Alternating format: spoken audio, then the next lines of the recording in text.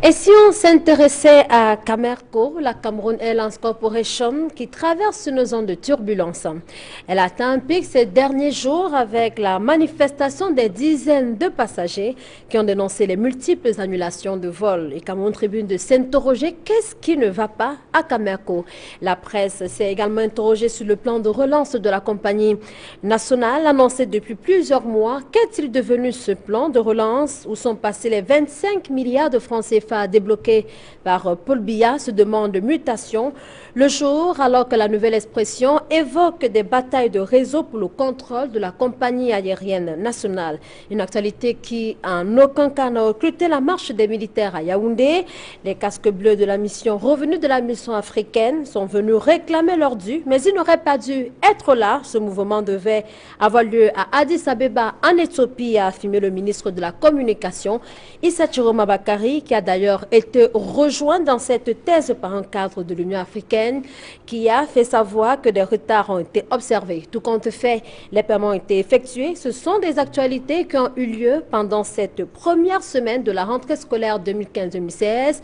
Et comme on a pu l'observer au premier jour de la rentrée des classes, des détecteurs de métaux, des policiers, des gendarmes parfois qui ont sonné les établissements scolaires. C'est que quelquefois la presse a estimé que Boko Haram a plané sur les établissements scolaires en ces premiers jours de la rentrée des classes. Et au début de cette édition de Droit de réponse, nous allons évoquer l'actualité brûlante, à savoir les derniers attentats survenus il y a seulement du côté de l'extrême nord Cameroun, à Kolofata notamment, où on parle d'un triple attentat, des informations qui n'ont pas encore été rendues officielles jusqu'ici, mais nos reporters, autres correspondants et autres journalistes qui se trouvent d'ailleurs en ce moment du côté de la partie septentrionale du pays font savoir qu'un triple attentat a été enregistré. Des chiffres non encore officiels et définitifs parlent d'environ 7 morts.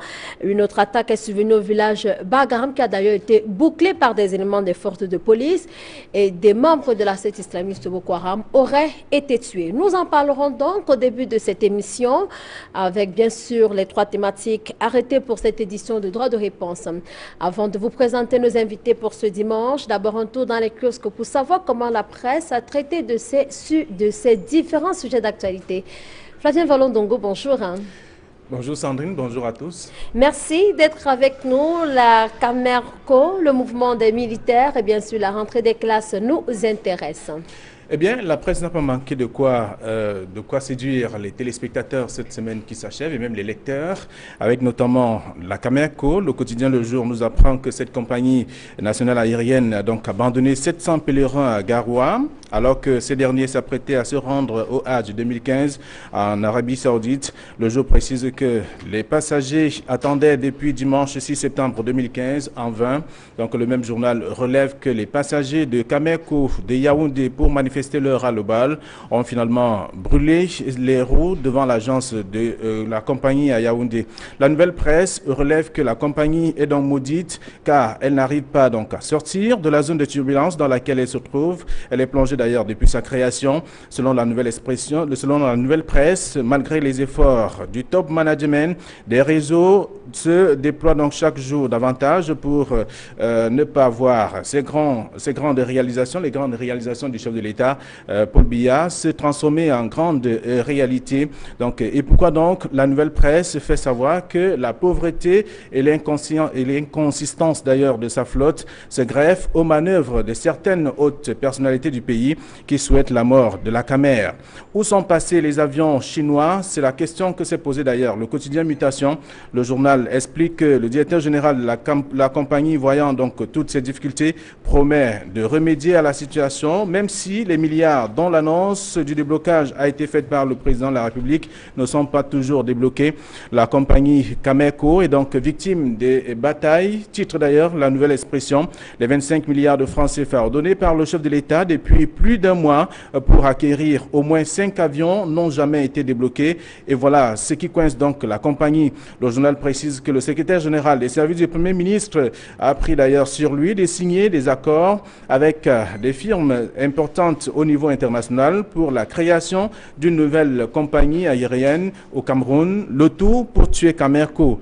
Camera Regional Airlines, c'est d'ailleurs le nom de cette compagnie qui pourrait voir le jour bientôt, c'est dit que l'ennemi est dans la maison. Comme pour exprimer d'ailleurs la mort de Cameco, Europe Plus dit que c'est le début de la fin d'une compagnie. Pour Europe Plus, le mouvement d'humeur des passagers est donc petit pour une compagnie qui n'arrive pas à tenir ses engagements. C'est la fin qui va donc justifier les moyens, nous apprend d'ailleurs le journal Europe Plus. L'autre sujet qui a fait le tour de la presse cette semaine qui s'achève, c'est donc la marche des soldats camerounais à Yaoundé. Le Messager nous apprend que les militaires ont d'ailleurs marché sur Yaoundé. Le contingent onusien de pacification de la Centrafrique a donc manifesté en paralysant une partie de la capitale. Le journal relève qu'ils l'ont fait pour réclamer le déblocage de plusieurs mois de primes impayées. Le Messager souligne que ces derniers ont d'ailleurs été méprisés et parfois clochardisés par les pouvoirs publics de Yaoundé qui sont donc restés longtemps sourds et indifférents à leurs cris de détresse, d'où donc leur acte de rébellion dans les rues de la ville de Yaoundé. Pour le quotidien Le Jour, les militaires étaient donc dans les rues. Leur marche a inquiété le pouvoir de Yaoundé et immédiatement le président de la République a ordonné un paiement. La météo parle d'alerte à travers donc cette manifestation des soldats camerounais à Yaoundé et plus grave, à l'absence du chef de l'État. Le journal se demande s'il n'était pas motivé par les hauts gradés de l'armée camerounaise tapis dans l'ombre. C'est la question. En tout cas, pour le moment, la Nouvelle Expression parle des militaires qui ont d'ailleurs imposé leurs lois pour rentrer dans leurs droits.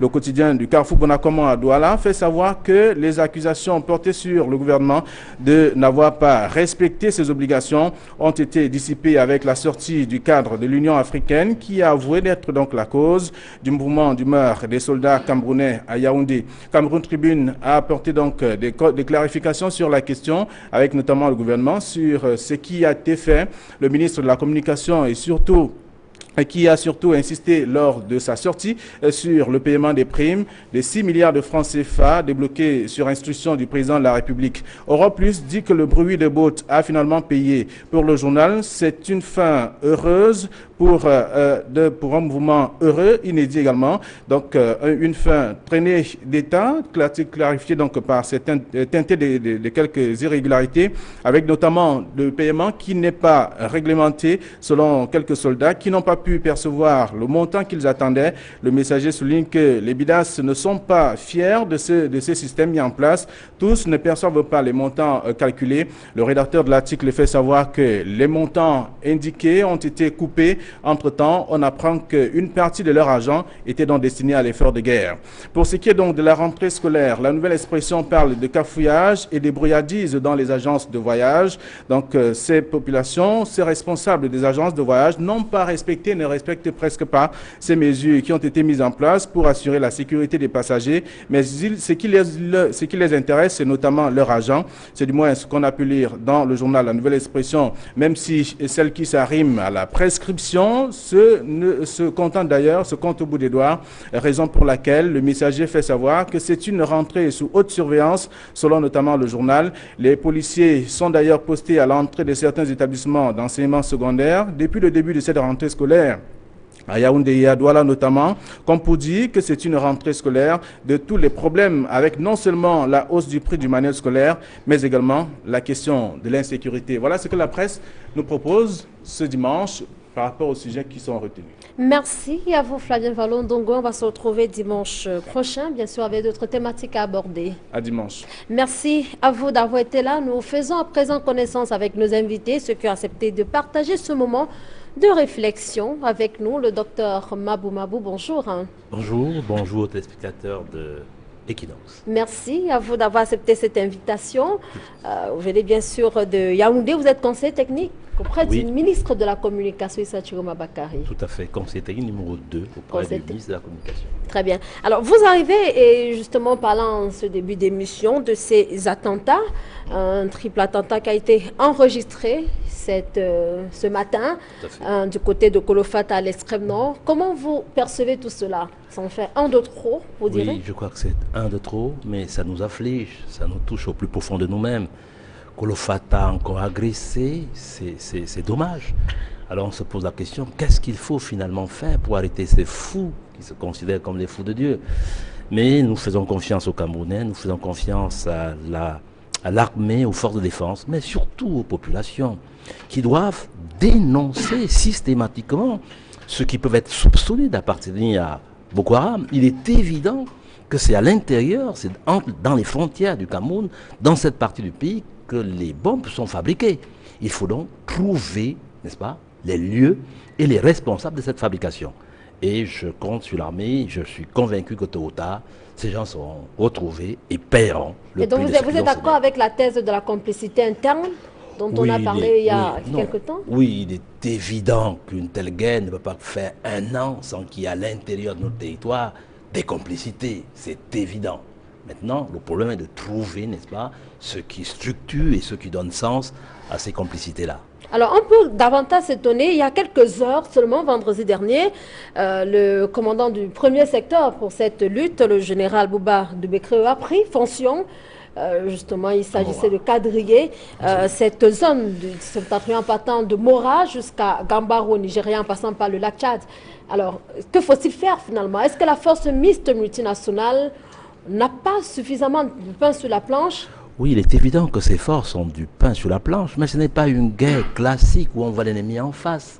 L'ennemi peut être avec vous, peut déjeuner avec vous, et vous ne soupçonnez pas un seul instant qu'il s'agit d'un ennemi. Et c'est là la difficulté d'une telle guerre.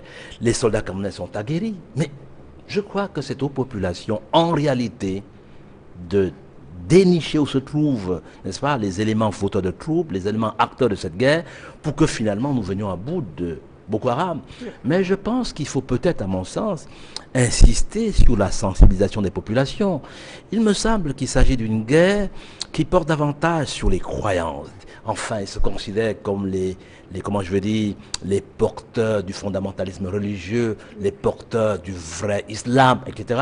Et c'est à ce niveau des croyances qu'il faut agir à travers une information pour sensibiliser les populations et faire en sorte que ces populations prennent leur distance par rapport à ces fous, me semble-t-il. Donc, l'approche purement militaire et l'approche purement économique, parce que le président de la République a lancé un plan d'urgence pour développer, n'est-ce pas, rapidement sur le plan économique et social cette partie du pays, ces approches me paraissent, à mon sens, peut-être insuffisantes.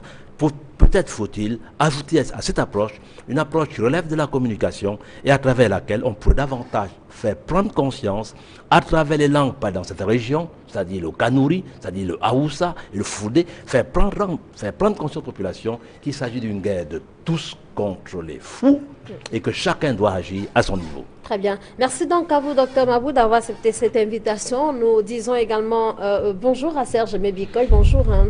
Bonjour Sandrine Yamuga. Vous êtes journaliste, vous êtes également sociologue. Eh bien, vous arrivez de Yaoundé, le président de la République est de retour au pays. D'ailleurs, en ce début de semaine, la presse semblait un tout petit peu intriguée. On a d'ailleurs vu une du journal Le Messager qui se demandait pourquoi Paul Biya est-il silencieux autour des attaques, autour des attentats qui ont eu lieu ces derniers temps. Il s'interrogeait encore sur son départ. Bien, pour celui qui ne maîtrise pas fondamentalement les orientations de la communication du chef de l'État, il peut toujours s'interroger là-dessus. Vous savez, lorsque l'on voit la modalité de la communication qui est notamment au sein de la présidence de la République, vous savez, le chef de l'État, c'est quelqu'un qui est resté toujours discret et circonspect par rapport à un ensemble de questions déterminées, même si on peut noter qu'il peut veiller au grain, parce qu'il y a un ensemble de collaborateurs plus proches qui travaillent à ce niveau. Mais c'est un reproche majeur qui a été toujours fait, parce qu'en réalité, lorsqu'il y a un ensemble de questions stratégiques qui se posent avec acuité au sein de la République, il y a véritablement du gré à moudre, et cela implique notamment la sortie du chef de l'État. Bon, c'est vrai qu'à ce niveau-là, on a vu que quelques poche d'insécurité, parce que lorsque l'on voit notamment avec ce qui a réé par rapport au 7 février 2008 où il avait justement pris la parole pour se fâcher, même si à ce niveau on peut estimer que lorsqu'il prend la parole c'est pour avoir une coloration essentiellement stigmatisante, parce que lorsqu'il considère les hommes politiques comme des apprentis sorciers entre guillemets, ça pose un problème de fond. Bon, ça remonte à très longtemps ça, Serge. Justement, bon, enfin, je ne montre que quelques clichés emblématiques par rapport à un ensemble de questions insécuritaires qui se sont posées à un moment donné de l'histoire sociopolitique de la vie au Cameroun. Mais lorsque l'on revient maintenant sur ce qui est aujourd'hui, à savoir le contexte des attentats, entre autres, et également la marche des militaires, il faut véritablement constater que quiconque se serait attendu au retour du chef de l'État immédiat, de manière que l'on puisse davantage tabler sur ces questions-là, parce qu'en réalité, on a noté, on aura l'occasion d'en parler tout à l'heure, un chassé-croisé entre la présidence de la République, le ministère de la Communication et d'autres, mais au nom des moindres. Et en ce moment, il faut véritablement qu'il y ait une précision déterminée par rapport à la circulation des informations qui peuvent naviguer entre la manipulation, entre la désinformation, entre la non-précision. Donc c'est sur la base de cela que l'on veut véritablement que le chef de l'État se prononce, de manière que nous en sachions davantage. Exactement de quoi il y retourne. Nous disons également bonjour à René Bernard Ekedi. Bonjour. Bonjour. Vous êtes syndicaliste. Vous avez travaillé notamment à la Cameroun Airlines Corporation, à la CAMER, disons-le comme ça, il y a quelques années. Alors on reviendra certainement sur cette actualité avec vous. Je signale également que vous faites partie de la Commission nationale des droits de l'homme. Et des droits de l'homme, on en parle beaucoup ces derniers temps. Vous direz, comme certains organismes internationaux, que les droits de l'homme ont du mal à être respectés au Cameroun? Vous savez, le Camerounais n'a pas l'habitude d'obéir à l'ordre. Ce qui est bien dessiné, le Camerounais trouve toujours un canevas pour pouvoir le détourner. Donc les droits de l'homme dans nos mœurs, c'est quelque chose qu'il faut apprendre. Et quand bien même on l'apprend, déjà à commencer par voir dans nos structures familiales, il n'y a pas beaucoup de respect. Mais les droits de l'homme, les gens n'y croient que quand ça les concerne eux-mêmes. Mais tant que ça ne les concerne pas, ça ne vaut pas la peine. C'est ainsi que tout le monde bafoue les droits de l'homme, à commencer par le gouvernement lui-même, qui sait qu'il y a une structure comme ça, mais qui ne respecte pas. Les membres du gouvernement, je le dis ici, ne respectent pas les droits de l'homme, ce qu'il faut faire. Et pourtant, nous avons été créés par eux. Donc les droits de l'homme souffraient que je vous le dise. Vous avez dit que je suis syndicaliste. Oui, je suis président de la Confédération Générale Liberté du Cameroun, la CT Liberté. En même temps que je suis président du syndicat national des personnels transport aérien activité connexes. Donc, l'un des syndicalistes qui, au quotidien, interviennent au niveau de Camerco. Très bien. On en parle tout à l'heure avec vous et nous disons enfin bonjour au directeur de publication de Aurore Plus, Michel Michaud-Moussala. Bonjour. Bonjour Sandrine et bonjour à tous les panélistes. Bonjour à tous ceux qui nous regardent en ce moment. Merci d'avoir accepté cette invitation. Vous êtes à Douala et hier, il y a eu une grosse frayeur à la prison centrale de la ville, de grosses flammes, les flammes qui ont jailli de ce côté-là. On a craint le pire. Comment vous avez vécu cela?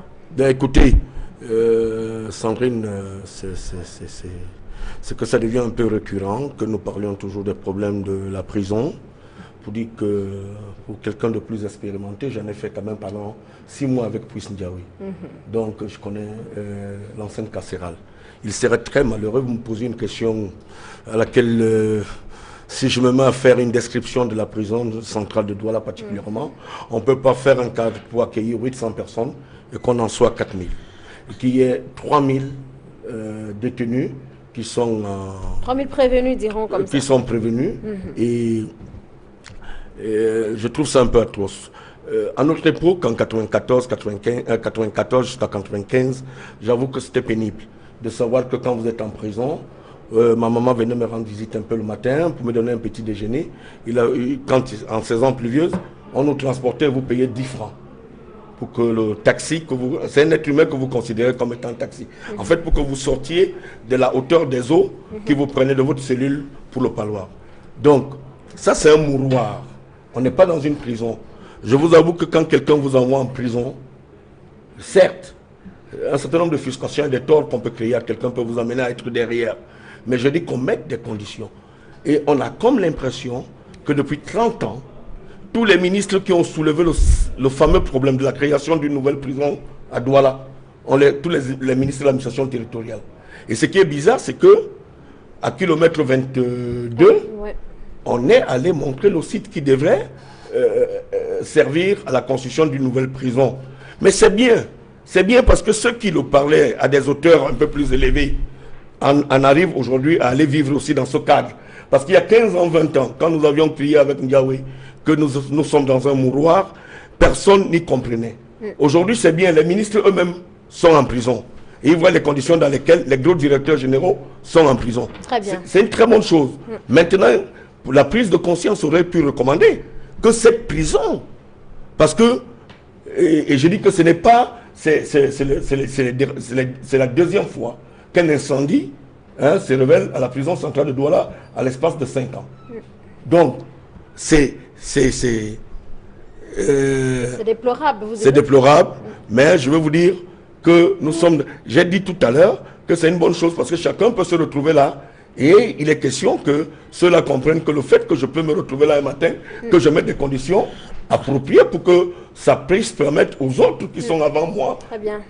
de vivre dans des conditions ne serait-ce qu'un peu optimales et humanitaires. De toutes les façons, on l'a bien compris, le problème de surpopulation carcérale s'est encore posé lorsqu'il y a un incendie.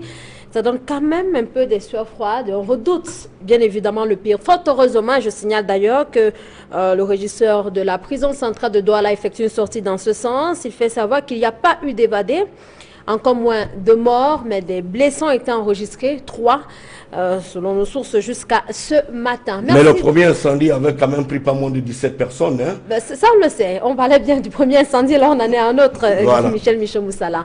Merci donc d'être avec nous. Je vous propose à présent d'évoquer une thématique qui a intéressé la presse au cours de cette semaine. C'est bien sûr celle liée à la Camerco. Serge Mebikoy, comment la presse, de votre point de vue, a abordé ce sujet?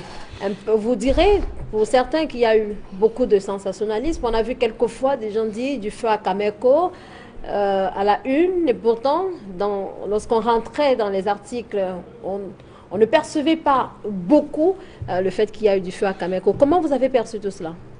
Bien, de façon générale, on peut observer que cette information a été traitée en insistant notamment sur un ensemble de clichés emblématiques qui ont été observés, notamment l'agence régionale de Camerco à Yaoundé, nous y étions.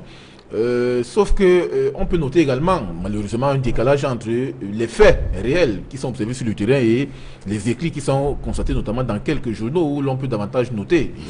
Vous avez fort opportunément relevé cela. C'est aussi peut-être pour marquer l'emphase, Serge Mebikoy. Bon, on peut également comprendre qu'il y a une coloration de marketing, c'est-à-dire qu'il faut savoir vendre l'information que l'on veut traiter. Et en ce sens, on peut davantage basculer dans certaines exagérations en faisant référence à des figures de style marquées du saut d'exagération et autres. Moi je pense que généralement, moi j'ai aimé beaucoup plus la tentation à insister notamment sur un ensemble de faits déterminés, parce qu'en réalité, personne ne peut se le cacher. Il y a eu justement un ensemble de grabuges qui ont été constatés depuis au moins une dizaine de jours, notamment à l'agence régionale de Camerco. Toutes choses ayant permis aux uns et aux autres de répertorier des frustrations et des formes de récrimination des différents passagers qui se sont davantage plaints.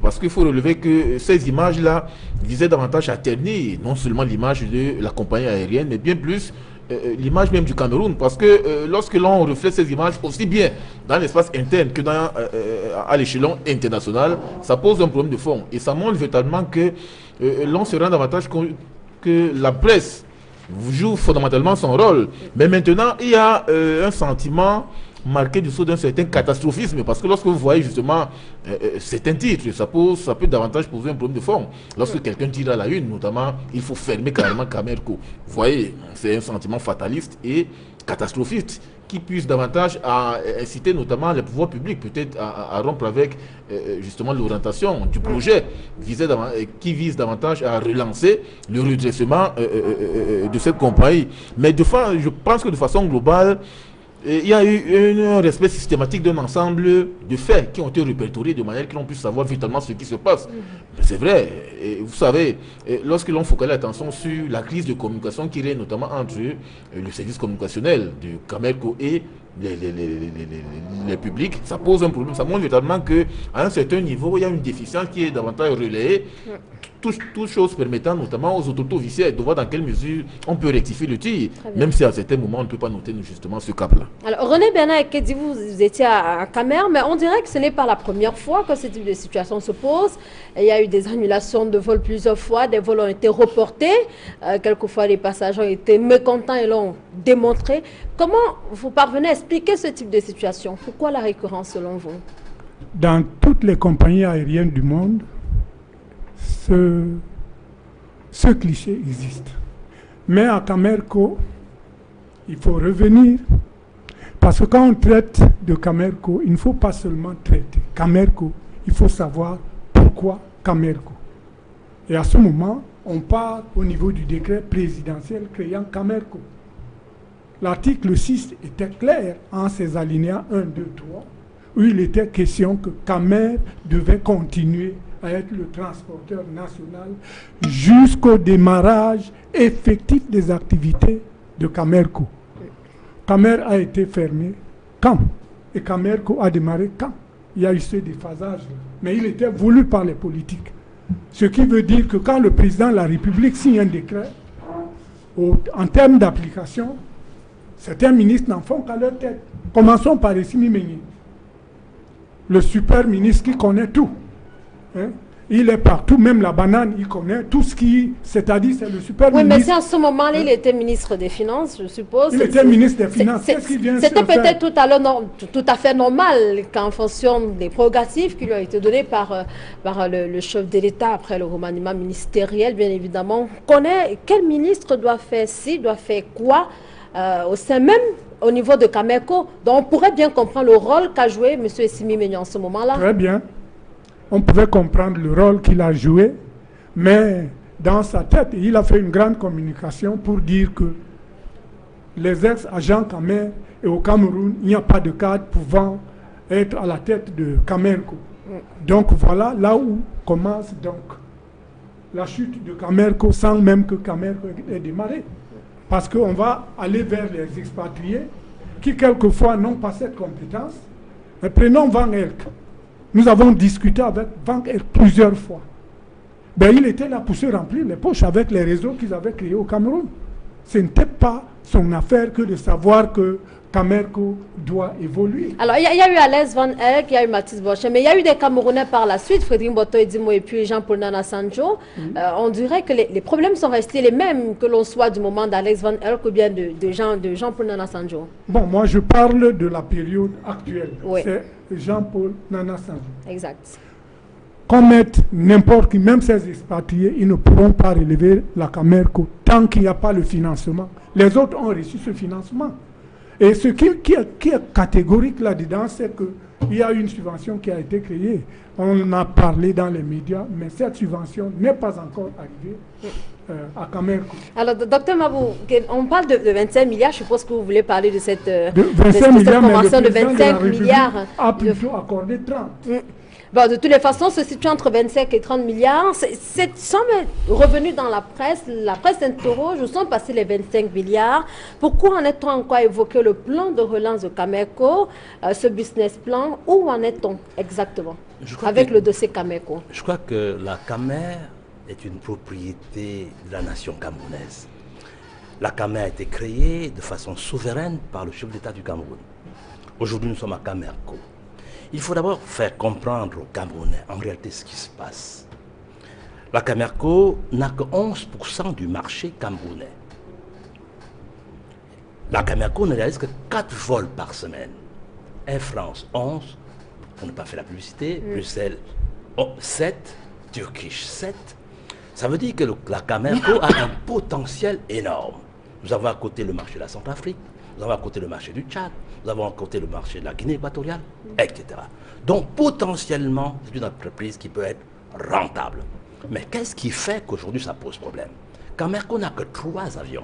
Et sur les 3 avions, un seul, le Ndja, appartient au Cameroun. Et je vais vous dire que le Ndja, le moteur du Ndja est en panne. Et depuis un temps, on loue un moteur au Ndja. Et le moteur, et on va payer à la compagnie, on loue le moteur 605 millions entre juillet et décembre 2015. Par ailleurs, si on prend le cas de Douala précisément, vous avez à Douala la rotonde, le siège social à rotonde à quoi je pense? On paye 19 millions par mois. Si on avait achevé de construire le siège de la Camerco à Bonanjo, la Camerco aurait engrangé par an, en termes d'économie, 220 millions. Donc, et même sur les 3 avions dont nous parlions, il n'y a qu'un seul qui appartient au Cameroun. Les autres sont des avions que nous louons. Donc, et par ailleurs, il n'y a pas ce que les spécialistes appellent... Donc c'est une compagnie de nom madame, qui reste. il y a ce que les spécialistes appellent l'avion backup.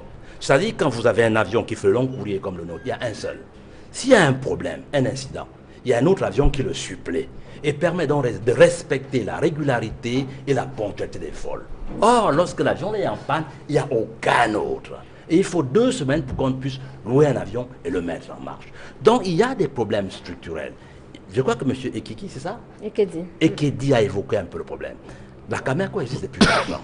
Il y a eu 4 directeurs généraux. Il y a donc une instabilité organisationnelle chronique.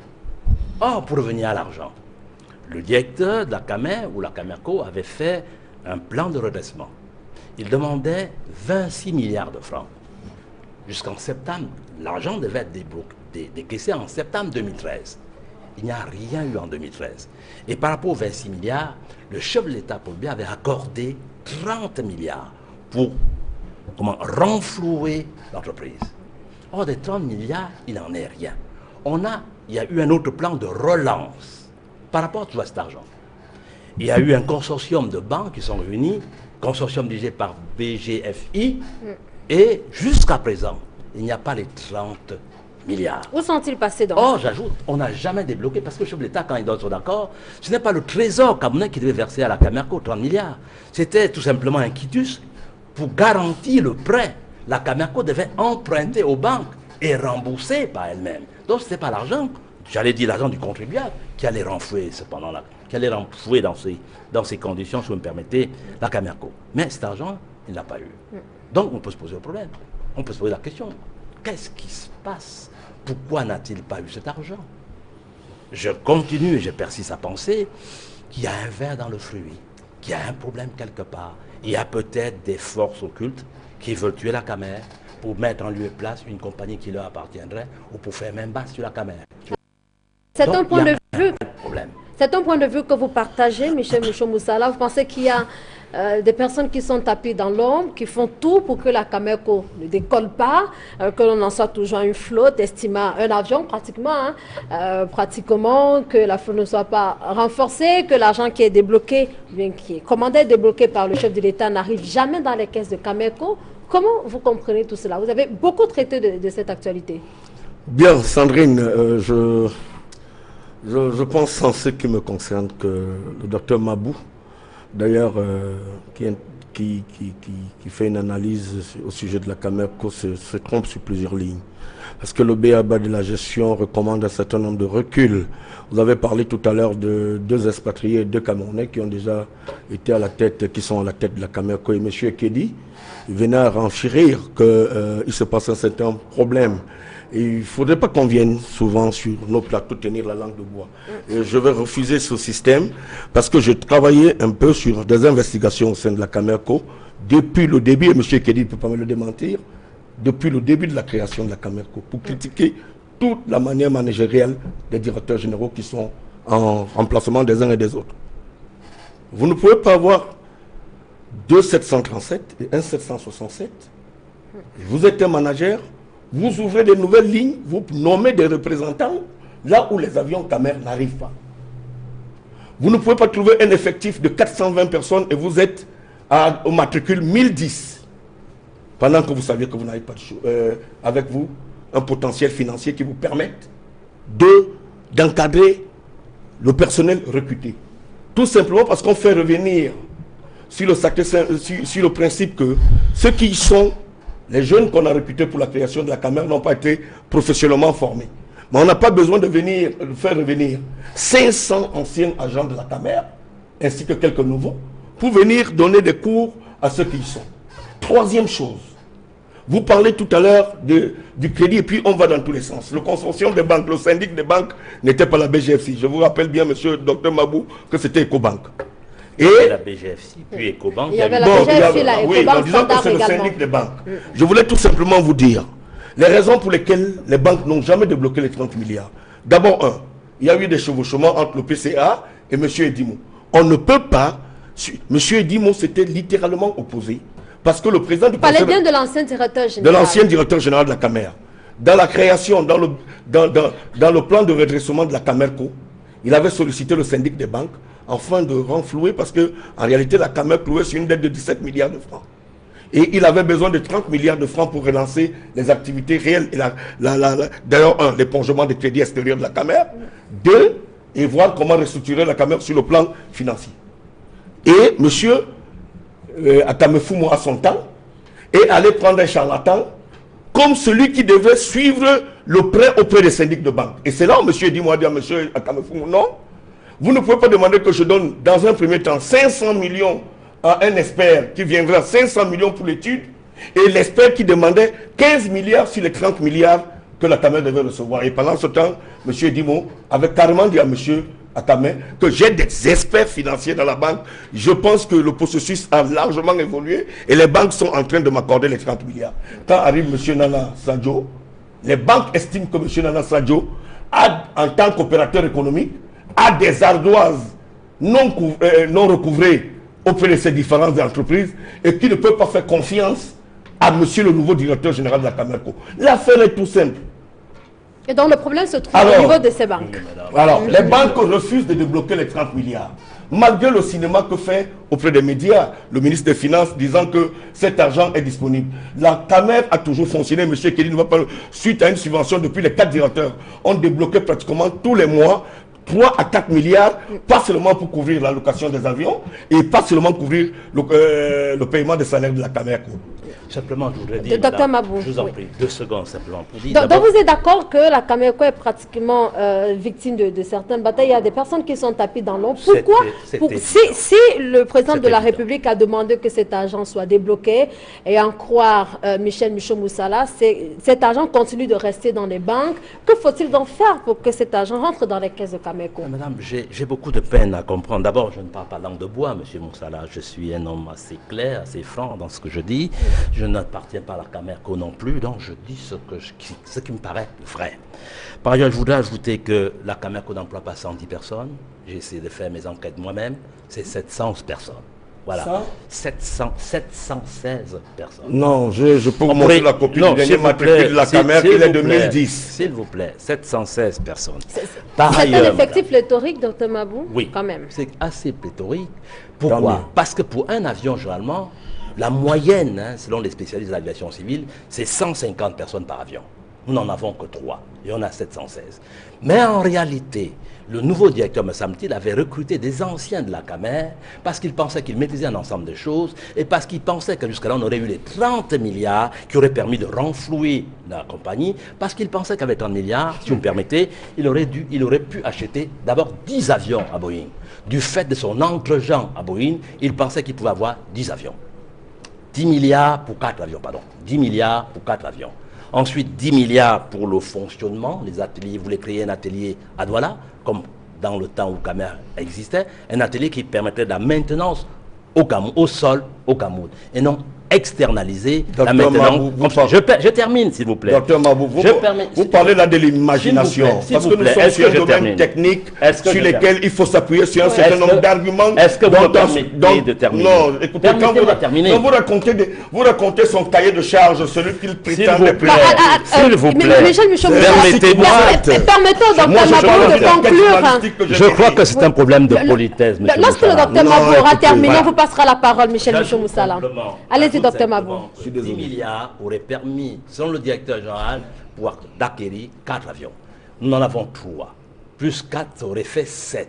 Et les 2 avions chinois qui sont mis en service dès le mois d'octobre, ça ferait 9 avions. J'ajoute, parce que moi j'ai consulté les amis qui sont les experts de l'aviation civile. Ils m'ont dit pour qu'une aviation soit, pour qu'une compagnie aérienne soit rentable, il faut entre 9 et 10 avions. Avec 3, nous ne pouvons être que déficitaires. Il y a une logique sous-jacente qui veut tuer la Camer. C'est ce que je voulais dire.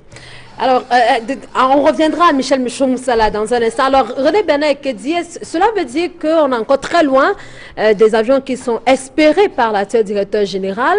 Est-ce que ce ne sont pas de grosses ambitions quand même, connaissant bien sûr le climat dans lequel la Camerco a évolué depuis quelque temps, lorsque le directeur Frédéric Boto-Edimo était là, ces mêmes problèmes de flotte s'étaient posés. Est-ce que ce n'était pas de grosses ambitions quand même pour l'actuel directeur? Est-ce qu'il ne devrait pas avoir des ambitions un peu mesurées?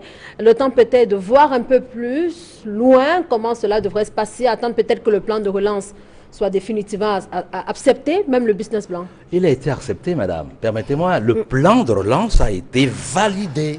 Le décaissement de lequel plan de relance? Premier plan de relance. Celui proposé par ses experts ou alors celui proposé par le directeur général actuel? Pas le directeur général, Très bien, c'est-à-dire si vous le dites. Allez-y, René Benaïkedi. Depuis le mois d'octobre 2014. Bon, je vais revenir quand même sur l'effectif. Oui. À l'heure actuelle, il y a 163 ex-agents Camer qui ont été recrutés par la direction générale.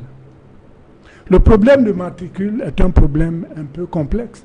C'est-à-dire que quelqu'un qui a un matricule, quand il part, on ne redonne pas le matricule à celui qui arrive. Donc, ils peuvent arriver même à 1000 parce qu'il y a quand même eu des gens qui sont partis. Mais, à l'heure actuelle, et je dis que nous avons exigé qu'on nous donne la situation exacte. Ce n'est pas seulement moi, le collectif des syndicats. Il a fallu qu'on nous le ressorte. Il y a 163 personnes ex-agents Camer qui ont été recrutés. Certains partiront bientôt parce qu'il fallait qu'ils laissent leur savoir aux anciens, aux jeunes qui avaient été recrutés. Ajoutez à cela ceux qui ont été recrutés normalement. Sans aucune expérience. Parce qu'il faut dire que ces jeunes, c'est vrai, il faut donner la place aux jeunes, mais quand on amène des jeunes, il faut qu'ils soient formés. Vous comprenez? Maintenant, le recrutement s'était fait de manière anglo-saxonne. On a recruté pratiquement 400 personnes, mais sur ces 400 personnes, au départ, il y avait beaucoup plus de cadres et des agents de maîtrise que ceux-là même qui devraient travailler, c'est-à-dire les employés, ils n'atteignaient pas 50. À partir de là, il y a quand même un déphasage. Mais maintenant, en ce qui concerne Camerco, c'est vrai, ce plan de redressement, si les fonds étaient alloués, ce plan de redressement allait fonctionner, parce qu'on ne peut pas fonctionner sans aéronef. Absolument. Et c'est là le véritable problème de Camerco, et même de l'ancien, des Camerounais, parce que le directeur général sortant, c'était toujours aussi son ambition. Mais les expatriés, ils étaient là pour prendre l'argent, l'empocher. Maintenant, quant aux avions existants actuellement, nous avons le JA, effectivement, qui fait l'international. Si le JA est à terre, tout est foutu. Parce que les deux Boeing 737, 700, il y a déjà les deux en location, mais il y a un qui peut peut-être faire quelque chose parce que c'est 137 passagers et il a un four, on peut servir des repas chauds. Mais le deuxième n'a pas de four, il n'a pas de repas chauds et c'est une perte inutile. Donc, mais aussi, en même temps que le JA, celui-là qui pouvait avoir ses prestations était bloqué à Paris. C'était donc, c'est-à-dire une période pas tout à fait bien pour Camerco.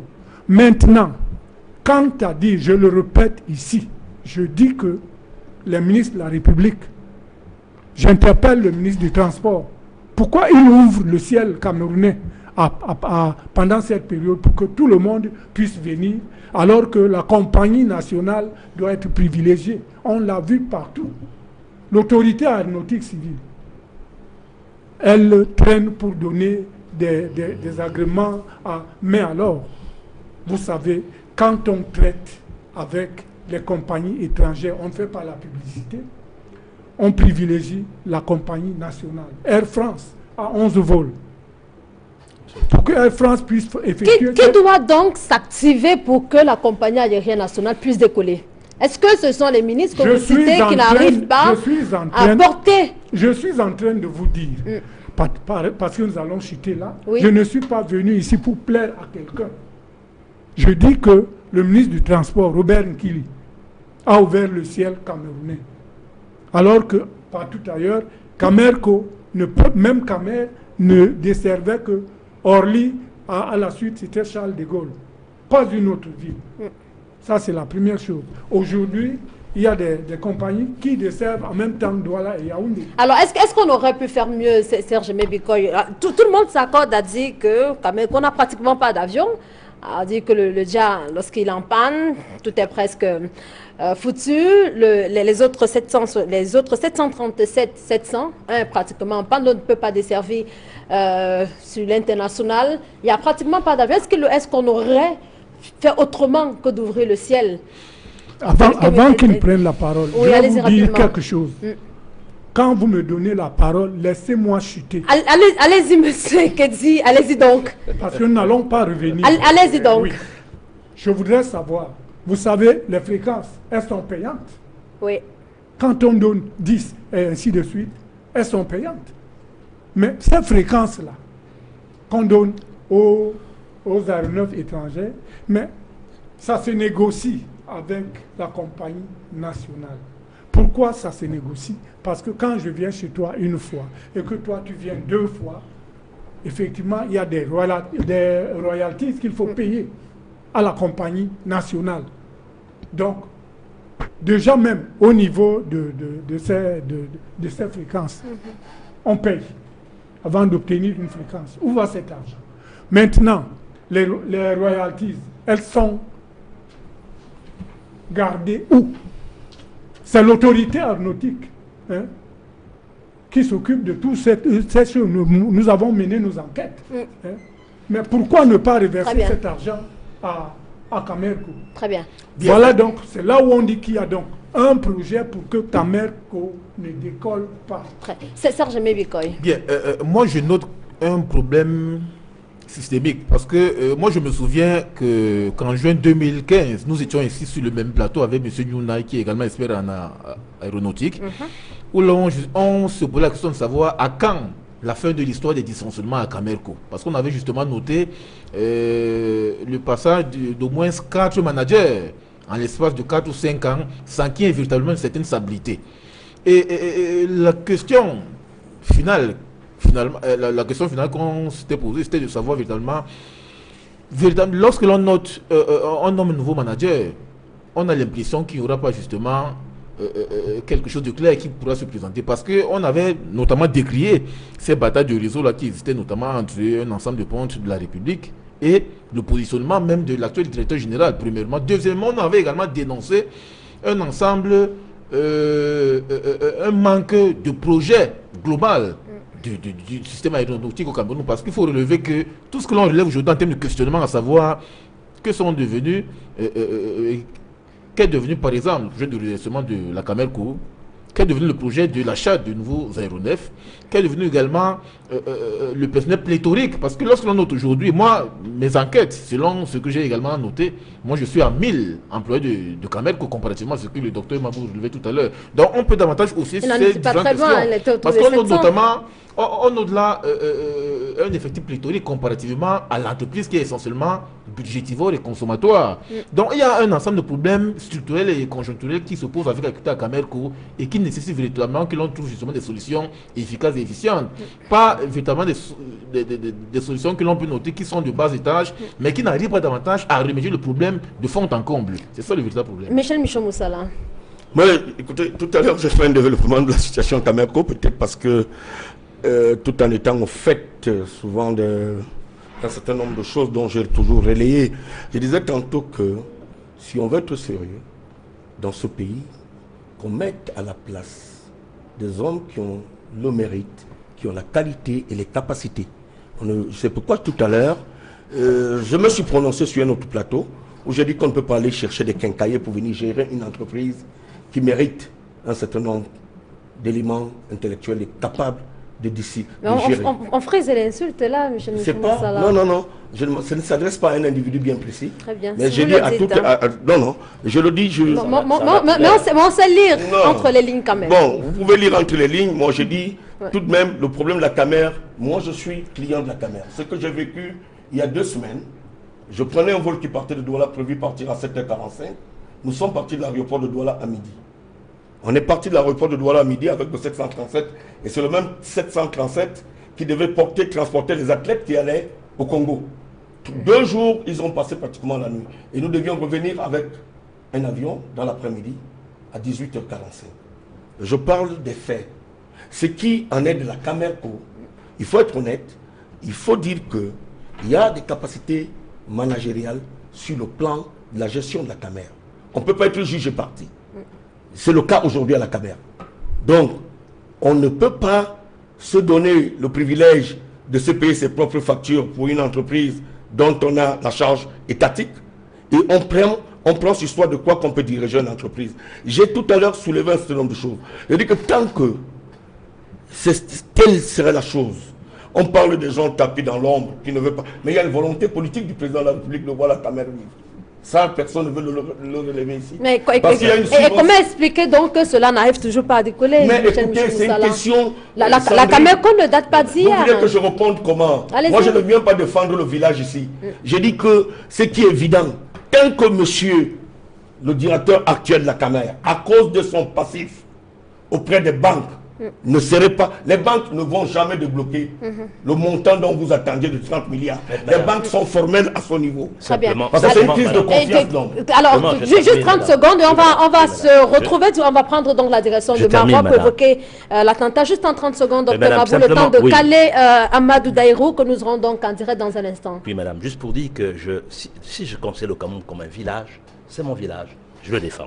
Deuxièmement, le quincailler dont il est question, c'est un homme qui a de l'entre-gens dans les compagnies aériennes. Si on avait donné à cet homme tous les moyens, on l'aurait jugé en fonction de son travail. Quand on le prive des moyens qu'il doit avoir pour mettre en œuvre ce qu'on lui demande de faire, on ne peut pas le juger sur ça. Je suis désolé, docteur. Donner les moyens, quand il y a une mission, il doit avoir les moyens. Il y a une mission, sans moyens, il ne peut pas donner le meilleur de lui-même. Juger les hommes en fonction de leur travail, pas en fonction de nous y sommes. Mais je sais que M. Moucho Moussala a un problème particulier avec le directeur de la Camer. Et ils sont en justice. Et donc je comprends le droit de comprendre que je suis citoyen camerounais. Alors, je vous propose de mettre un stop là-dessus sur cette actualité autour de Camerco. Mais une autre qui nous interpelle, c'est en rapport avec la sécurité. On l'a dit en début de cette émission, des personnes ont perdu la vie dans un triple attentat survenu cette nuit. Aux premières heures, on dirait même de cette matinée à Kolofata, c'est dans l'extrême nord Cameroun.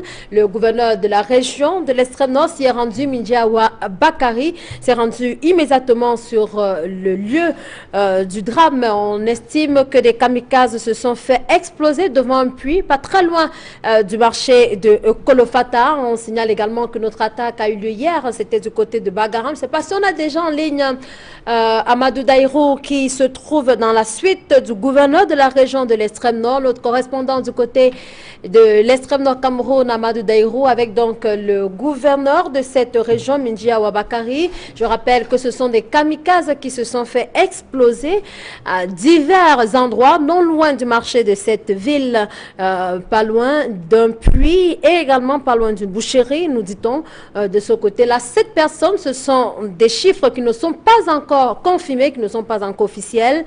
Le reporter de ce côté-là qui nous disent donc que 7 personnes ont perdu la vie de ce côté-là. On tentera donc de rentrer en liaison avec Kolofata, certainement avant la fin de cette émission. Mais je vous propose de sortir du sujet Camerco pour évoquer une autre actualité, très chers invités. L'actualité cette semaine en rapport avec ce mouvement des militaires enregistrés dans la ville de Yaoundé. Vous direz, Serge Meviko, vous pensez que la presse a pris suffisamment de recul pour évoquer cette actualité-là? On a vu des titres, l'alerte, on n'est pas très loin du 6 avril 1984.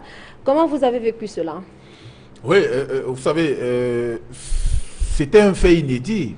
D'abord insolite et par la suite inédit parce qu'en réalité, ça ne s'est jamais passé, notamment Pourquoi au Cameroun. Pourquoi insolite?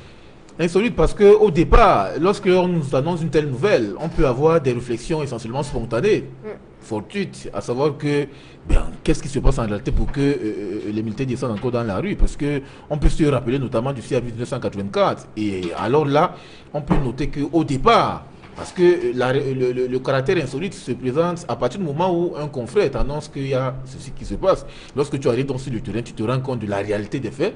Et c'est là où tu te rends davantage compte que voilà donc un fait qui devient inédit. Et lorsque l'on traite cela, moi je pense qu'à ce niveau, on peut davantage noter qu'il y a une cristallisation sur ce qui s'est véritablement passé, parce qu'en réalité, tout est parti notamment du CEFTA au quartier Ekounou pour aboutir, notamment au niveau de l'hémicycle de Ngouaikele, non sans passer par le boulevard du Vert, mais la pose centrale. Et lorsque l'on voit dans ces différents indicateurs, ça nous permet davantage d'avoir l'ampleur de l'événement qui s'est passé.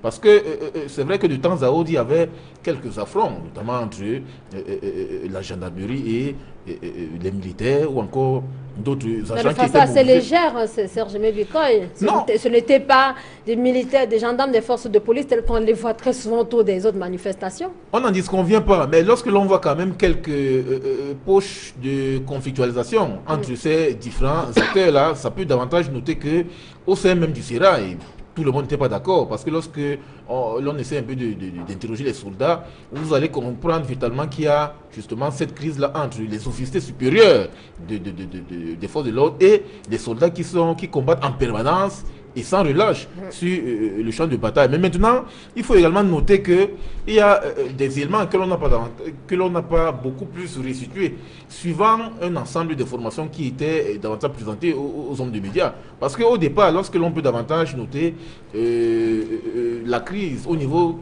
de la différenciation au niveau du traitement, parce que tout est également parti de la conférence de presse, du point de presse, la communication, où véritablement on a eu un ensemble d'éléments, à savoir la somme de 6 milliards de francs CFA, mais qui par la suite, on se rend davantage compte qu'il n'y avait pas eu cet accord parfait, notamment entre le ministre de la Défense et l'instance, l'Union africaine.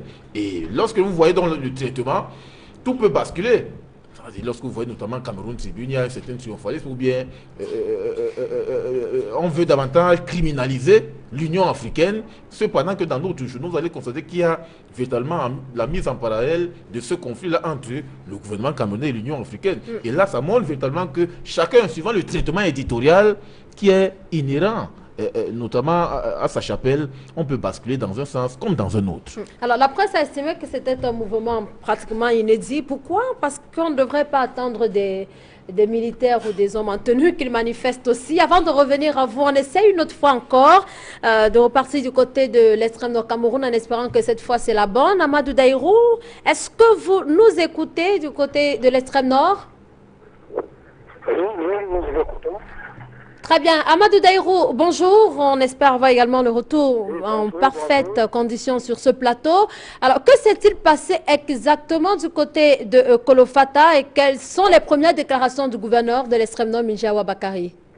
Il faut dire que grâce à l'hélico de la brigade d'infanterie motorisée, en 25 minutes, nous sommes arrivés à Kolofata, accompagnés du numéro 1 de la région de l'extrême nord, le gouverneur Minjawa Bakari. Pour le moment, nous sommes sur le terrain, nous venons juste d'arriver, ça fait à peine 10 minutes.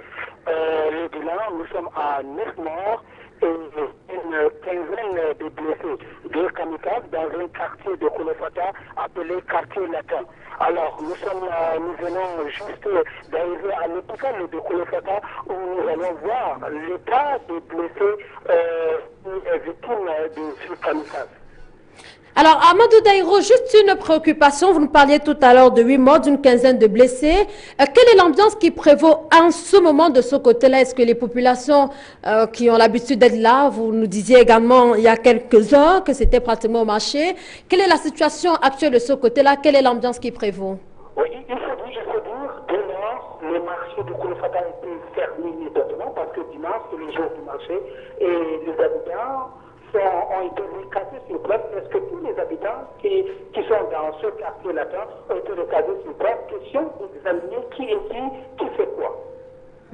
Amadou Daïrou, avant de vous laisser partir, au-delà de la fermeture du marché qui a été décidée par le gouverneur de la région de l'extrême nord, est-ce qu'il y a eu d'autres mesures qui ont été prises, notamment pour sécuriser? Est-ce que les forces de l'ordre, on peut les apercevoir encore plus là-bas? Vous savez, parmi le Nord, il y a deux comités qui sont portés garant pour assurer la sécurité des comités de vigilance du Nord, qui ont voulu intercepter d'ailleurs ces jeunes gars âgés de moins de 15 ans qui se sont fait exploser.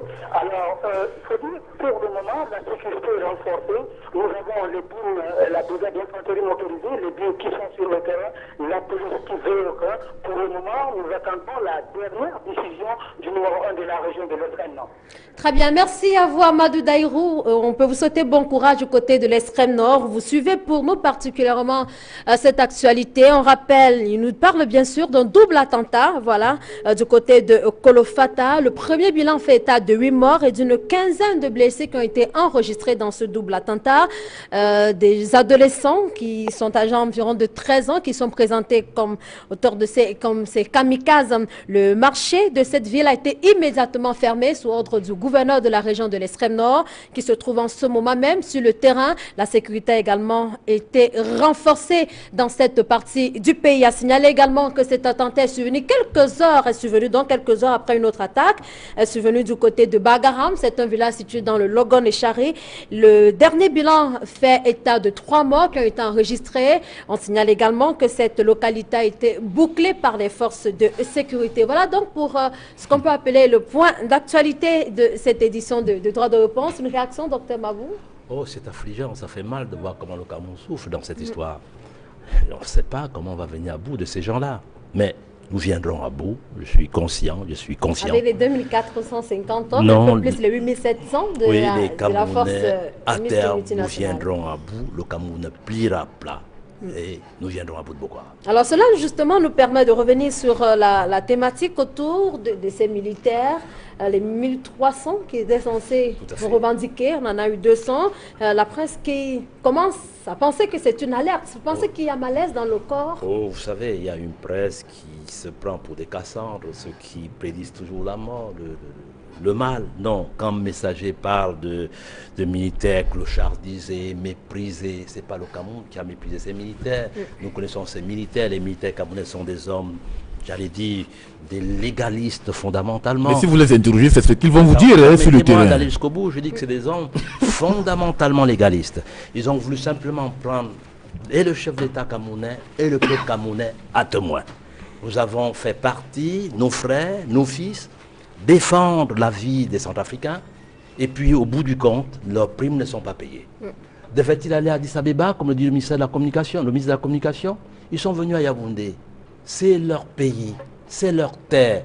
Dit voilà, nous avons fait le travail et on nous a méprisés. Ce n'est pas le Cameroun qui les a méprisés. Le Cameroun a réglé la question le plus vite qu'il a pu. Est-ce qu'il n'était pas possible pour le Cameroun d'anticiper au Gabon, des forces également qui étaient du côté de la République centrafricaine avaient le même problème avec l'Union africaine, mais très vite, le gouvernement gabonais a tenté de désamorcer ce que l'on peut appeler une tentative de grève de ce côté. Est-ce que le gouvernement camerounais n'aurait pas pu anticiper? Vous saviez que le ministère de la Défense était en pourparlers avec l'Union africaine. Donc nous pensions jusqu'au dernier moment que les choses seraient réglées.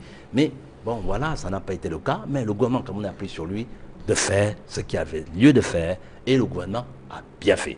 Et là, je retiens quand même une leçon. À chaque fois que le président de la République est saisi d'un véritable problème, la solution est immédiate et claire. Je suis convaincu, pour revenir à Camerco, quand il comprendra les tenants et les aboutissants de cette histoire, cette situation sera éclaircie. Et donc il faut toujours attendre que le président de la République intervienne. Pas toujours, mais il y a des cas où le chef doit intervenir et je suis convaincu qu'il interviendra. Alors, Michel Moussala, est-ce qu'on ne pourrait pas aussi reprocher à la presse, vu l'actualité sécuritaire, vu le climat sécuritaire, de prendre un peu plus de réserve sur l'actualité de ces militaires? On a pratiquement vu, on parle bien de cette une, par exemple, du journal La Nouvelle Expression, qui a estimé qu'on n'était pas très loin du 6 avril 1984, la météo qui a dit qu'il y a quand même alerte à la mutinerie. Est-ce qu'il n'était pas question pour la presse de dire attention, si ça va mal du côté des militaires, c'est que ça peut aller mal pour les autres? Ben écoute Sandrine, le docteur Mabou peut utiliser tout le style qui lui est connu. Dans le contexte actuel, il faut dire qu'il n'était pas question pour nous de stigmatiser ou d'encourager quoi que ce soit. Il se passe que nos braves militaires, de retour de la Centrafrique ont passé 2 ans sans qu'on ait reversé ce qui leur revenait de droit. Et je vais rappeler aux panélistes qu'il s'est passé 2 missions en Centrafrique. Celle du chef d'état-major des armées et celle même du ministre de la Défense, pour aller demander à ces gars de continuer à attendre. 2 ans après, ils sont de retour et c'est là où il faut tranquillement et sereinement de montrer la faille des services de renseignement qui n'a pas joué son rôle. Parce qu'en réalité, on nous dit qu'en politique, un homme d'État, c'est celui qui prévoit, celui qui anticipe. Alors, vous posiez tout à l'heure la question de savoir s'il fallait attendre que cela arrive. Mais il faut dire qu'on a... J'ai suivi la sortie du ministre de la Communication qui parlait de 1300 hommes et qui a que 200. Mais est-ce que saviez-vous là où étaient postés les 1100 autres? S'il était arrivé un affrontement avec un autre corps, à quoi devaient servir les 1000 autres qui ne se sont pas lancés dans l'aventure de la marche? Ces militaires sont partis d'où? Le ministre de la Défense était au Cameroun.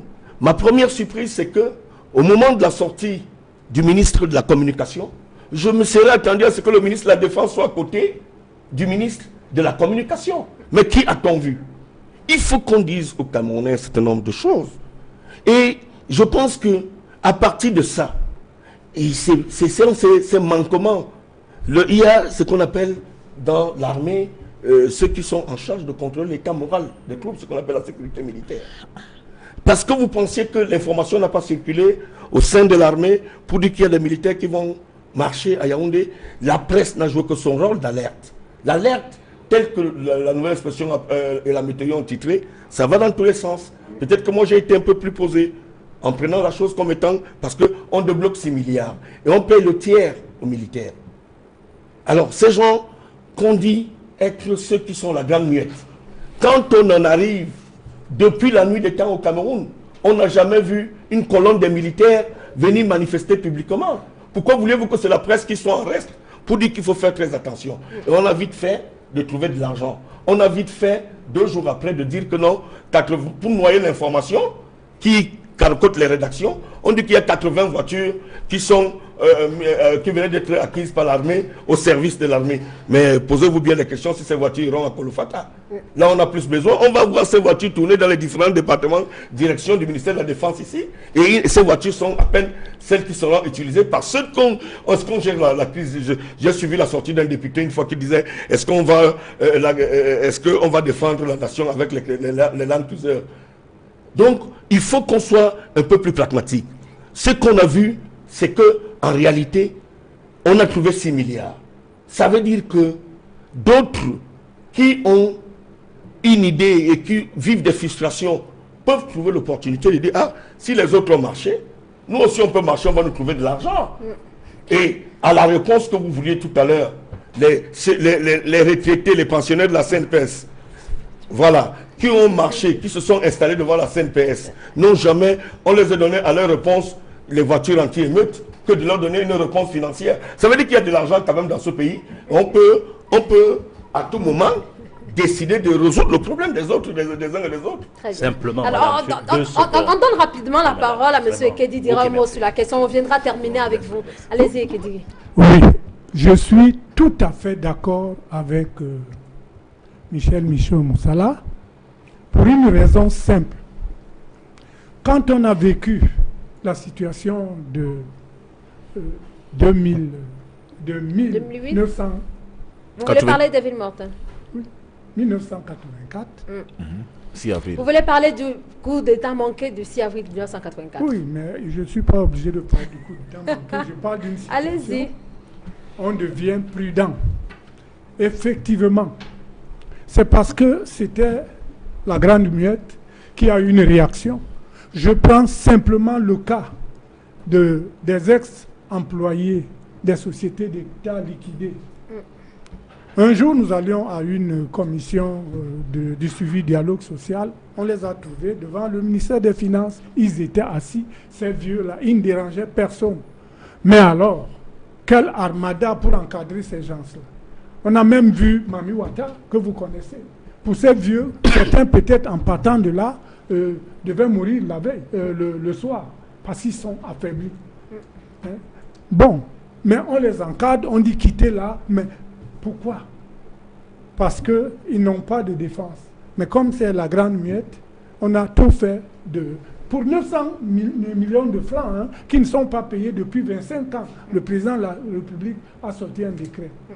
Bon, on a trouvé de l'argent, c'est bien, mais on aurait pu anticiper. C'est ce que je dis, que tout ce monde-là, quand ils sont partis, 2 ans, on n'aurait pas dû attendre 2 ans. Parce qu'il y a de l'argent. Le crédit foncier, il fonctionne, il nous prend nos impôts. C'est pourquoi. C'était un truc qui était fait pour 10 ans. Aujourd'hui, c'est devenu un impôt obligatoire. Tout le monde le paye. Où va cet argent? Et donc les militaires sont des privilégiés, Dr Mabou? Non, ils ne sont pas privilégiés. Non, je ne dis pas. Ils ne sont pas privilégiés. Non, madame, je crois que... Ils sont en train de perdre leur vie à la défense de tout ce qui entoure madame, le système. Je vous l'ai dit. Maintenant, on aurait dû, je dis, on l'a fait, on pouvait le faire, mais on n'a pas voulu le faire. Très bien. Pour madame, que je dis, on en arrive là. les Parce qu'on prépare militaires... peut-être une insurrection. Non, les militaires sont des gens qui aiment fondamentalement leur pays. Les militaires camerounais en particulier. Nous n'avions pas dit le contraire, monsieur. Et je crois que le rôle de la presse dans un pays en guerre n'est pas de jeter de l'huile sur le feu, bien au contraire. Il faut encourager ces militaires à se battre pour sauver le pays. Il faut les encourager, certes leur argent a été payé, il faut remercier parce que ça a été fait dans les règles de l'art et rapidement fait, donc c'est fantastique. Moi je voulais simplement dire que ces militaires qu'ils se calment et qu'ils continuent à vaquer à leurs occupations comme par le passé. Nous sommes en danger et nous leur disons encore merci parce qu'ils défendent avec panache ce pays. Nous ne pouvons pas, nous ne devons pas verser de l'huile sur le feu. Ce n'est pas acceptable. Mais vous comprenez quand même que la presse a été intriguée par cette manifestation tout de même. Oui, mais vous savez qu'il y a plusieurs presses au Cameroun. Il y a une presse responsable, qui est responsable de ce pays, qui fait tout pour que ce pays aille dans le sens souhaité par la majorité des Camerounais. Et il y a une autre presse dont on cherche les ressorts idéologiques et politiques. Et cette autre presse, je m'en méfie énormément parce qu'elle ne sert pas ce pays. Très bien. Bon, Sandrine, moi je vais tout simplement ajouter, hein, pour me permettre de dire... juste en 30 secondes, ouais, en 30 secondes, je vais juste te dire qu'aucun journaliste, en 34 ans de métier, aucun journaliste dans le traitement de l'affaire, depuis Bakassi, je n'ai vu aucune presse se mettre en déphasage avec les options du président de la République. Qu'on ne vienne pas nous faire ici un procès d'intention inutile. La presse et les journalistes camerounais ont toujours été responsables. Moi, je vous dis, vous trouviez normal que je perde mon neveu, qui était sergent-chef en service au nord, à l'extrême nord, parce que pendant leur jalonnement, on va dire que les exercices, pendant qu'ils sont en train qu'il y a des corps en putréfaction, qui ont été jetés en amont et pendant 24 heures, ils n'ont pas bu de l'eau. Ils se sont retrouvés dans un ruisseau et ils ont bu l'eau qui était infectée, et qui sont revenus 10 par avion militaire à l'hôpital militaire de Yaoundé. Tous sont morts. Et on dit qu'on collecte de l'eau, les populations se mobilisent, nous mettons des milliards. Vous trouvez que le journaliste qui dénonce ça n'est pas pour qu'on fasse un bon traitement à nos militaires? Non. Si c'est ça l'intention de ce que vous allez qualifier de par le code de procédure pénale comme étant excitation à quoi? Non, on n'est pas. Non, je pense tout simplement que nous aimions tout ce qui concourt, la presse, parce que depuis que je lis la presse, je constate tout simplement que la presse est en phase avec les politiques qui veulent bien que nous passions le message de victoire et même le message d'encourager nos militaires sur le terrain. Serge Mebikoy. Oui, moi je pense qu'il faut, Dr Mabou, que l'on évite davantage cette dichotomisation-là qui existe notamment entre la presse responsable, comme vous le dites, et la presse dont les clichés sont essentiellement négatifs ou péjoratifs. Mais c'est une lecture de la réalité, non, vous savez, c'est vrai, parce que vous avez relevé les clichés. Non, c'est une lecture. Vous avez relevé tout à l'heure les clichés qui ont été répertoriés notamment dans un quotidien de la place. Je ne vais pas citer le nom, mais ça pose un problème de fond, parce que moi j'ai eu notamment à interroger quelques... Moi j'ai eu l'occasion d'interroger quelques militaires cette semaine qui ont justement répertorié un ensemble de cas de discrimination qui se posent avec acuité. Par rapport, il y a par exemple des images suivant lesquelles, par exemple, les denrées alimentaires qui ont été collectées ou bien l'argent qui a été justement envoyé là-bas ne leur parvenait pas. Et ça pose un problème de fond. Ça montre véritablement qu'il y a justement cette fracture-là entre les gros barons de l'armée camerounaise et les soldats qui sont en permanence sur le front. On ne peut pas faire tabula rasa de ces clichés, alors qu'en réalité, ce sont des problèmes réels qui se posent. Simplement que, M. Biko, il faut recouper cette information et vérifier qu'elle est réelle.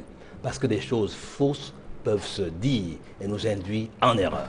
Non, vous savez très bien, Dr Mabou, qu'il y a des responsables. Mais des SMS qui nous viennent des militaires qui sont sur le terrain et qui nous disent la manière avec laquelle ils sont traités. Et ils ne se cachent pas de nom. Hein, ils donnent leur nom, ils disent « je suis en service ici, voilà ce que j'en dis ». Donc il faut que vous arriviez à comprendre qu'il y a un certain, il y a quand même des approches. Qu'il y a un malaise?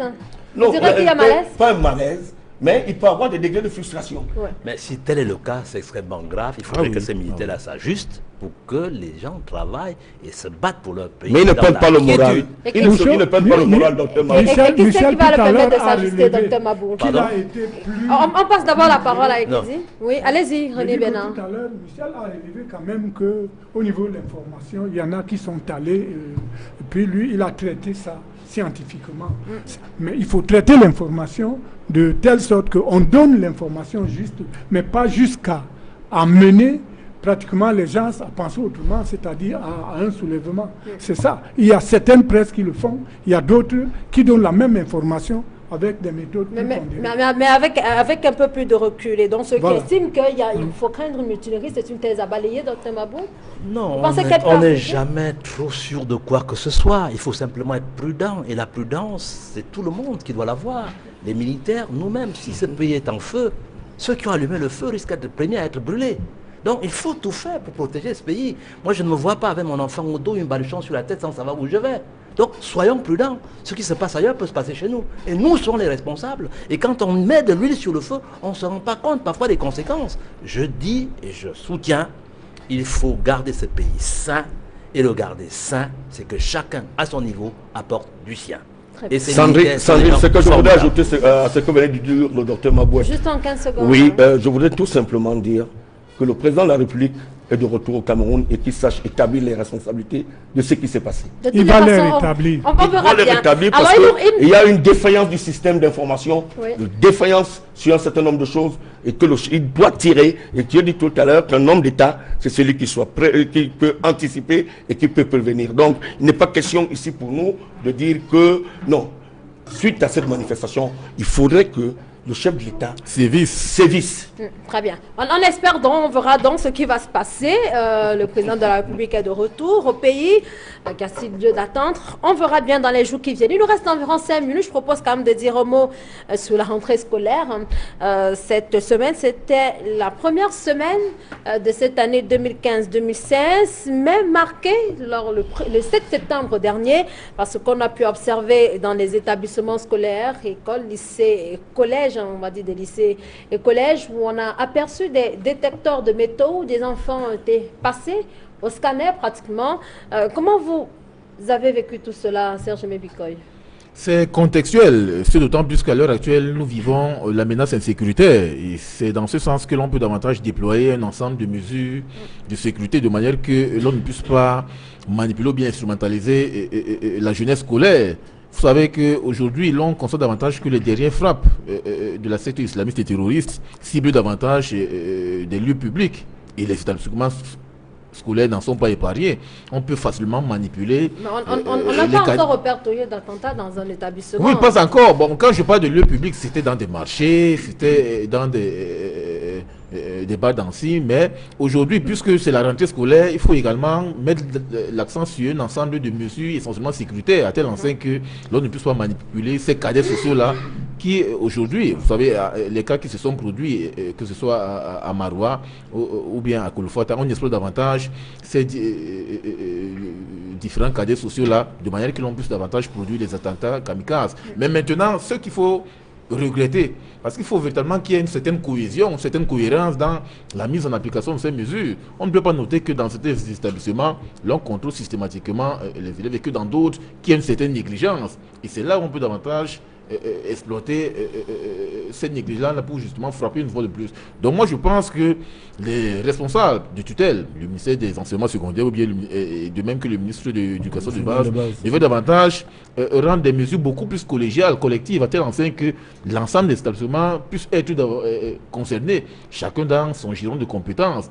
Mais lorsqu'il y a justement quelques faiblesses qui sont notées ça et là, il faut véritablement craindre que le pays peut arriver cela, même si on ne le souhaite pas. Alors, docteur Mabou, est-ce que ce type de cliché, c'est-à-dire des enfants qui sont alignés, qui passent chacun ce qui le concerne au détecteur de métaux, leurs sacs sont fouillés, les sacs de leurs parents, ceux qui les accompagnent, est-ce que tout cela ne peut pas aussi créer la psychose, peut-être la peur chez ces enfants qui ne maîtrisent, bien qui ne comprennent pas encore peut-être grand-chose de l'actualité sécuritaire actuelle? Est-ce qu'il n'y a pas d'autre façon de contourner cela en prenant notre type de dispositif? Je crois que là, on anticipe. Tout à l'heure, on disait qu'il fallait anticiper. Là, on a anticipé. Non, je crois que les parents expliquent très bien ce qui se passe aux enfants et nous comprenons très bien. Moi-même, j'ai été fouillé en entrant ici. Il y a eu le détecteur de métaux pour entrer à touristique, pour arriver ici. On est fouillé partout.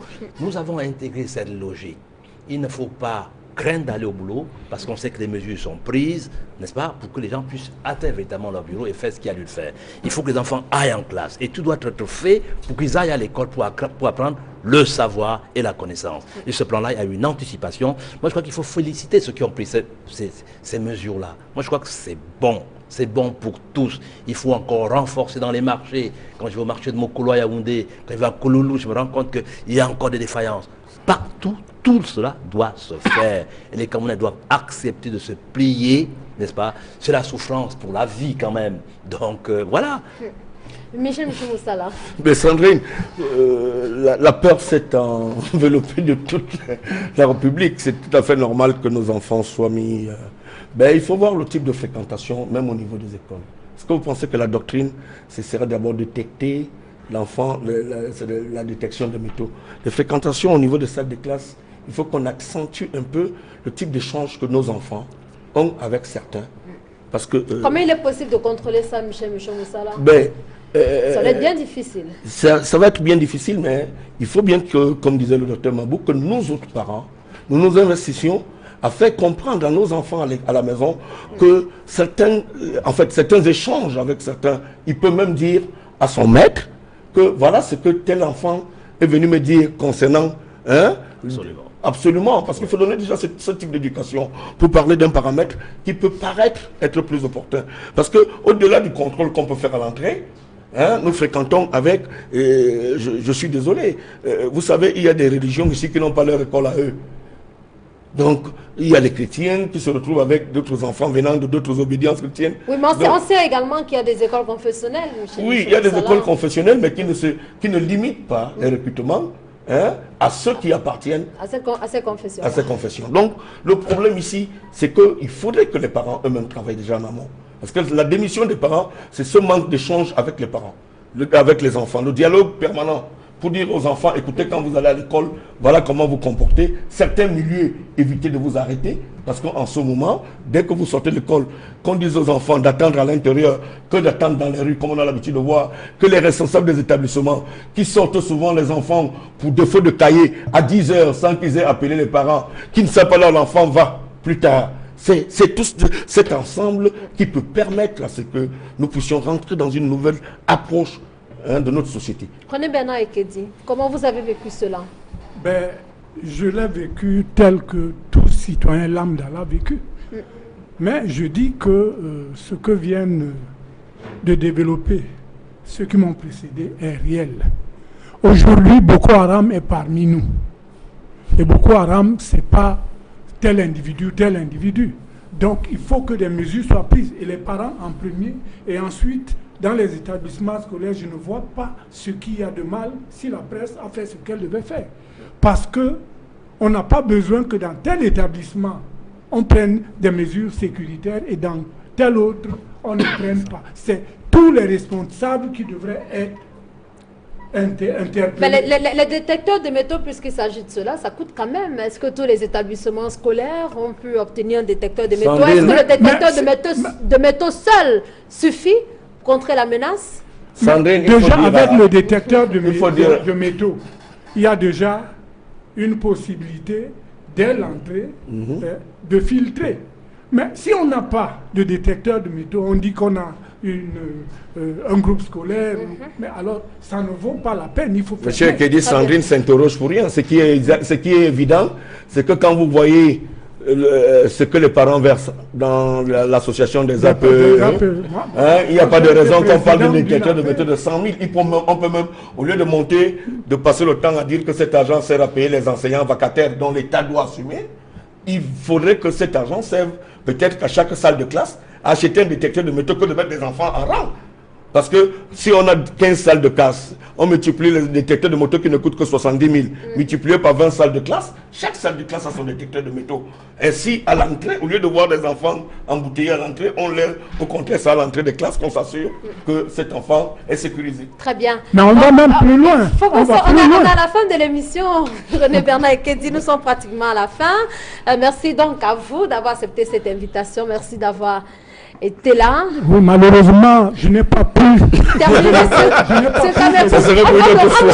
on aura certainement un autre espace où on aura. Même le Premier ministre, il était PCA. De Camerco. De Camerco. Ah ben, beaucoup de choses encore à dire sur la question. On aura certainement un autre espace à vous consacrer pour évoquer le dossier Camerco. Merci également à vous, Michel Moussala. Merci Sandrine et bon dimanche à tous les téléspectateurs. Merci et nous disons également merci à Serge Mebikoy. Merci bien Sandrine. Et merci bien d'avoir été là. Et enfin, merci à vous, Dr Mabou Mabou. Merci à Equinox qui essaye de faire comprendre au Camerounais l'essentiel à comprendre. Qui essaye, vous dites? Oui, qui essaye. En fait, qui fait l'essentiel. Disons qu'il fait l'essentiel. Merci. Essayer n'est pas nécessairement péjoratif. Autant le dire. Merci à vous, Dr Mabou. Merci à vous, très chers panélistes. Nous vous disons également merci à vous, Madame, Monsieur, d'avoir été au rendez-vous de droit de réponse ce dimanche. On se donne rendez-vous dimanche prochain. S'il plaît, à au revoir. Bon début de semaine à tous et à toutes. Au revoir.